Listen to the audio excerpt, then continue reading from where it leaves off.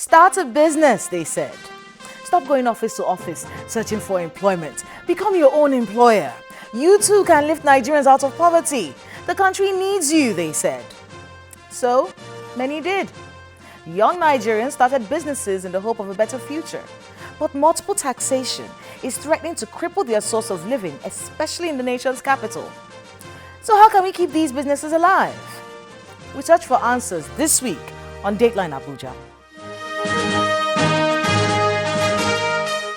Hello there and welcome to Dateline Abuja. I am Kayla Megwa. As at December of 2017, small businesses generated over 59 million jobs in Nigeria, thereby increasing job creation and skills development, particularly for young people, women, and the elderly. They contribute 48% of the national gross domestic product, account for 96% of businesses and 84% of employment, 50% of industrial jobs, and nearly 90% of the manufacturing sector. In fact, according to the National Bureau of Statistics, the SME sector in Nigeria is strategically positioned to absorb up to 80% of jobs, improve per capita income, increase value addition to raw material supply, improve export earnings, enhance capacity utilization in key industries, and unlock economic expansion and GDP growth. Sounds great, but it is impossible to accomplish this with multiple taxation, alongside lack of basic infrastructure threatening to destroy these businesses. Our feature story helps paint a picture of what these businesses in the nation's capital are going through.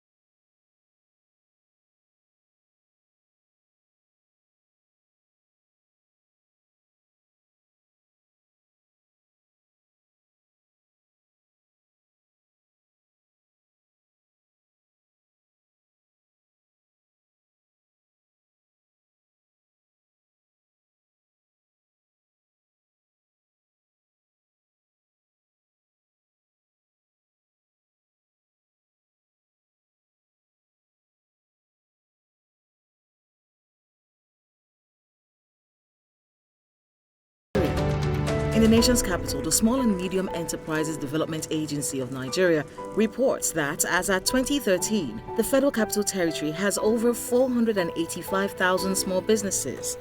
The figure should be more considering the rate of population growth in Abuja. Traders in Abuja, like their colleagues elsewhere, are obligated to make some payments to the authorities, who are expected to provide some services in return.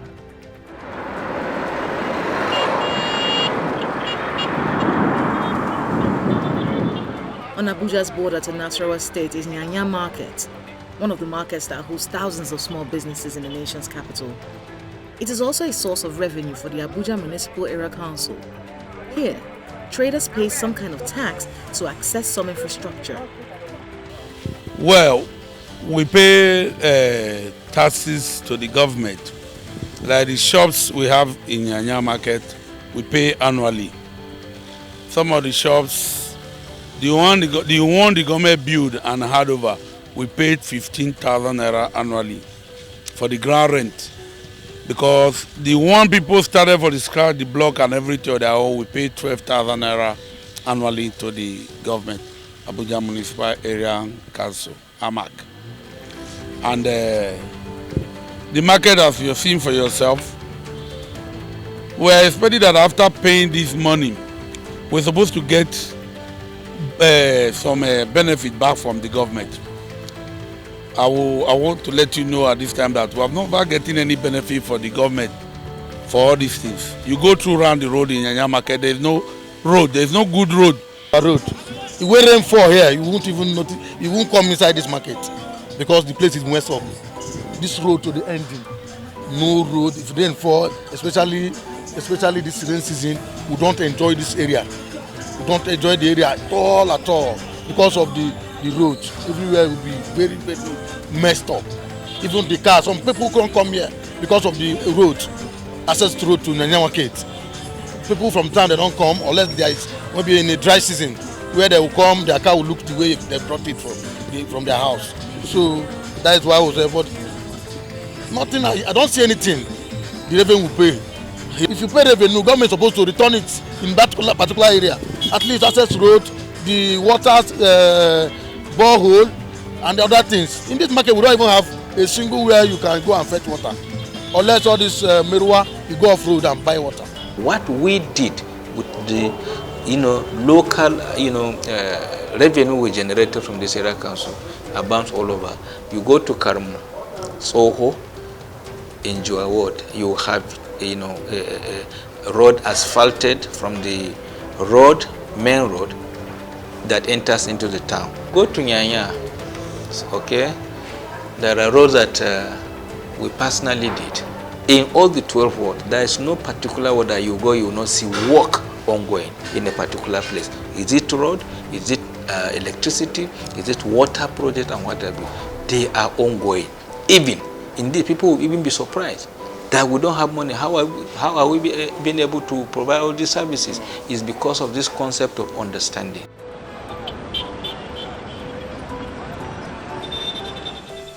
In the heart of the city center is Wuse Market.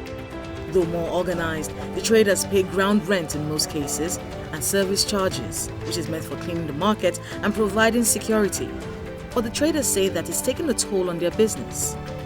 It is because the service charge on its own, it's being increased like 3 times in a year or 2 times in a year without we, the traders, being notified. That is on the aspect of service charge. Then on the other side, there's a normal thing we've come to face it, which is life. Well, then sweep for us, then clean the roof. Sometimes they fumigate the markets without asking us anything. I believe it's inside the service charge those things are coming out from. It is 3 months.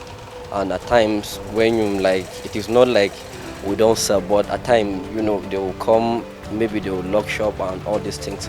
At times we have to beg them to open the shop for us so that we took the money from them. And for 3,000 is a lot to pay after each 3 months because, the economic is not this thing. It's not smiling and people are not coming to the market and all these things. So it's affected our business a lot. However, not all the traders agree that the payments are a burden. There is no problem paying that taxes because we are seeing the work of it. We are benefiting from that money that we are paying through the environmental that are cleaning, sweeping everywhere inside the market every day, and the security charges. We are seeing them immediately. We close our shop. They will start going around inside the market from the closing hours till tomorrow morning. Grace Moses is a mother of 5. And daily she comes to this market to eke out a living from selling fish. While admitting that she gets the services she's paying for, she thinks the COVID-19 pandemic has adversely affected her business. Since morning when I come now, no market. Even though the people where they will call you to supply to those, no one. They will complain that they don't have work, nothing. So that is why it's affecting us. Even at the time where market day, where you are selling very well, it will not affect person. Let government consider us to reduce the price of the service charge. Even though the service charge, we're not able, many of us we are holding 6 months, 7 months, we never pay because if they come, no market. The market is managed by the Abuja Market Management Limited and the payments are reasonable when compared to the services delivered. It is always in the interest of a businessman, businesswoman to minimize cost and maximize profit. So if they were doing everything for free and they are just getting everything, it will be better for them. But is that possible? The answer is no. So you cannot make an egg without breaking a few, make an omelette without breaking a few eggs. There must be cost attached to it. But is it astronomical? Definitely no. Okay, because how do we arrive at these charges? We sit down with the executive, and we bring the service providers in a tripartite meeting to defend whatever budget they brought. Anyone that is not reasonable is trashed out there, and we agree on the conditions. There's nothing unreasonable that we charge them. So if it is affecting their business, well, it is relative. Like I said, it will be better if they pay far less. But if you are the one providing cleaning and you want cleaning to be done, you want valued service, quality services, you just have to pay for it. According to the FCT Internal Revenue Service, there are over 16 different kinds of taxes for business owners in the nation's capital. These are aside from other financial obligations business owners must fulfill, like school fees.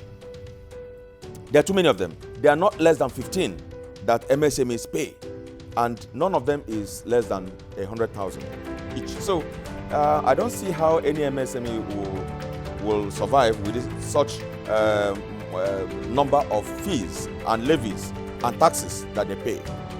The service did not respond to a request for an interview with the executive chairman. However, the chairman of the Abuja Municipal Area Council believes a synergy among all authorities involved can consolidate the taxes. There should be synergy though between the FCT IRS, which has the enabling powers to do some of these collections in their own way. But there must also be synergy between the FCT IRS and other agencies, inclusive of the area councils, where we feel we can work together to reduce the stress, okay, to put away the pains from our clients outside. We can synergize and do one common thing. Instead of I go, you go, and then the other people go. The multiple collections are not friendly as far as business is concerned. So we can reduce that pains from the people and then let the people do business with little ease so that things can be better. Nevertheless, the federal government is hoping that small businesses in the country, including those in the nation's capital, can take advantage of the COVID-19 economic stimulus package. The payroll support is targeted at about 100,000 beneficiaries, 100,000 businesses. Now, 100,000 businesses, but 500,000 individuals. So for the payroll support, the scheme targets 100,000 businesses. However, the numbers of individuals that will benefit from this will be 500,000. The next scheme is the 100,000 MSME benefit, MSME grants. What the government has done and what the government has done is to say that there are a lot of MSMEs, well, across the world, let me put it that way. There are a lot of MSMEs whose businesses have been affected by the COVID-19 pandemic lockdown. So what we are trying to do as a government is to very quickly inject 50,000 naira very quickly into the very micro businesses, 100,000 of them. 100,000 businesses will benefit 50,000 naira each injected into their businesses. The package, which is part of the Nigeria Economic Sustainability Plan, is targeted to impact over 1.7 million Nigerians.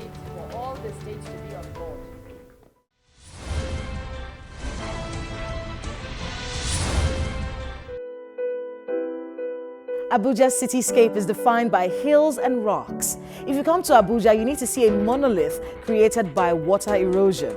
It has a size of about 400 meters. People call it Aso Rock. Some important places spanning on the southern area of the rock include the Supreme Court, National Assembly, and the State House. Another rock is Zuma Rock. It's located in Niger on the northern border of the Federal Capital Territory. It has a size of 729 meters. The city experiences 3 distinct seasons: the warm season, the rainy season, and the extremely hot or dry season. The average temperature is 29.1 degrees Celsius.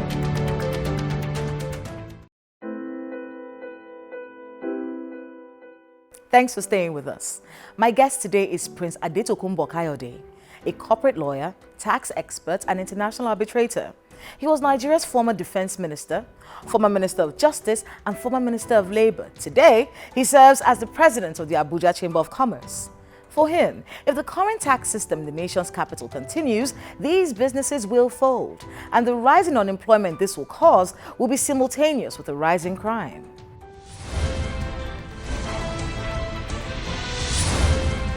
What makes a business a small and medium enterprise? Because people may not know where the line is drawn. Well, there are actually the term SMEs is really an abbreviation of small and medium enterprises. But before small, you have what they call micro. So it is actually MSMEs, micro, small and medium enterprises. Every enterprise is at least a micro enterprise. It could be one-man business, could be papa and mama business, could be a boutique business, whatever. It starts from micro, and there are two basic criteria: either the number of employees you have, or the amount of capital you have invested, or the amount of your turnover could determine that. So it varies in several countries. But one thing I can tell you is that Nigeria is an SMA country. It says that, first of all, how many Dangotes do we have? How many Boas do we have? So you mentioned staff strength and turnovers, and so give us those figures. Well, in Nigeria, if you're doing below 50 million, you are really an SME. 50 million a year? 50 million in terms of turnover. Actually, you are a small enterprise, because micro enterprise should be above that, up to about, say, 150 to 200, 250 million, then higher. But if you quantify that in terms of dollars, you find out that it's really small, okay? Because today, dollar is about 400 plus. So what is SME in America, or a small enterprise in America, may be a medium enterprise here and so on. But since we are speaking about our level in Abuja, I think anybody below 50 million really is a small enterprise, and so on and so on, and then it escalates up. Look, we're an SMA country, and it's very important that we and the public and the government understands that. So whatever support we can give, it is these small enterprises that aggregate to the national economy, that people that contribute 85% of the national economy in terms of gross domestic production. Which brings us to the reason why we're actually here. Now, you just mentioned that they make up 85% of how much growth we have in this country. But the thing is, small and medium enterprises are groaning under the weight of these taxes. 16 of them, we took our time to get these taxes.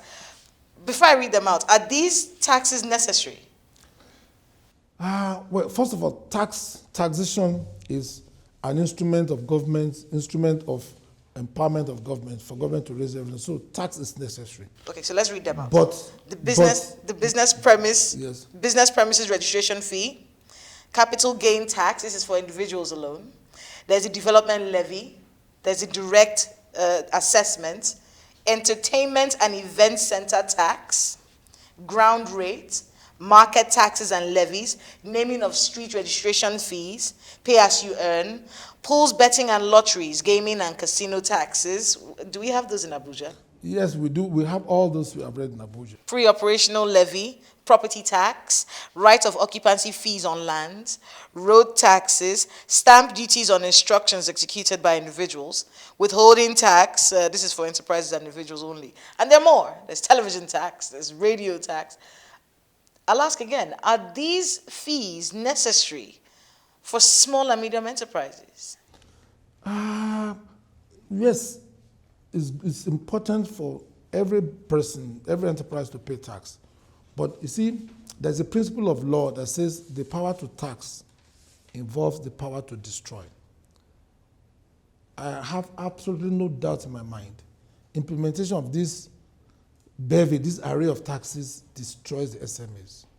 You see, what government needs to do, I agree, first of all, that everybody must pay tax, whether individual or company, but make it a reasonable tax, and just one single tax, an across-the-board tax. So you see, multiple taxation breaks down a business, destroys the impetus for entrepreneurship. considering the fact that we have a massive unemployment problem in the country and everyone is being moved towards, starting your own business, so that we can see how we can fend for each other as opposed to waiting for jobs that are not there. And then you throw this at someone who's just starting a business. So what's the Abuja Chamber of Commerce doing about this situation? Well, we do not support this multiple taxation, and I can tell that last year we organized two workshops on the issue of drawing attention of government to the debilitating effect of multiple taxation. We invited everybody and we talked about it. And the interesting thing is that everybody agreed that it is wrong. One, to implement multiple taxation. First of all, to have it and to implement it, because if you have multiple taxation, you are breaking down the business. You are destroying the enterprise, even the capital base.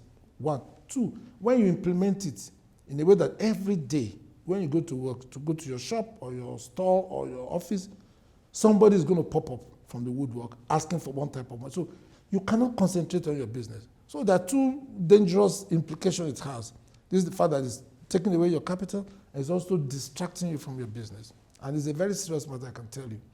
So we drew attention to this, and we have been trying to assist government to understand that you need to consolidate all the taxes, make it reasonable, and consolidate it into just one figure. How you share that money, it's your business. Use technology to share it, but put an end to multiple taxation. The AMAC, the area councils, they will come, they have different, do you know that if you put a sticker, maybe you have a small van you used to sell bread, you put a sticker on it, you pay for that. It's not captured in that document. You put a small signboard in front, you pay for that. And this literally is like somebody pecking at you, like a woodpecker pecking away at you. I mean, it just distracts you. And as I said, and you're very right, today, any young person looking for work is wasting his time, especially look for help from government. What government pays is not enough to feed you or even pay your transport to work for 30 days. So we need to go the entrepreneurial way. And not the interesting thing, that is what government wants. That's what government has been pushing. But on one hand, government is pushing the policy for young people to go into entrepreneurship. On the other hand, it's putting policies that make sure they will never succeed. You see, we need to bridge that gap between what government really wants and what government is doing. If the right thing isn't done, what's the future, in your view, as the president of the Abuja Chamber of Commerce? In the next 10 years, what do you think would happen to small and medium enterprises in this country? What's the future if the right thing isn't done right now? They'll be wiped out. But I can tell you one thing, because I'm optimistic about this country. We will not rest. And a lot of younger people too will not rest. We will make sure that the right thing is done. And it will be done. I assure you of that. People must stop robbing cradles, taking money meant for orphans.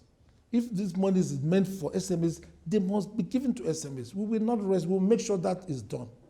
Prince Adetokunbo Kayode, thank you so much for speaking with us. Thank you.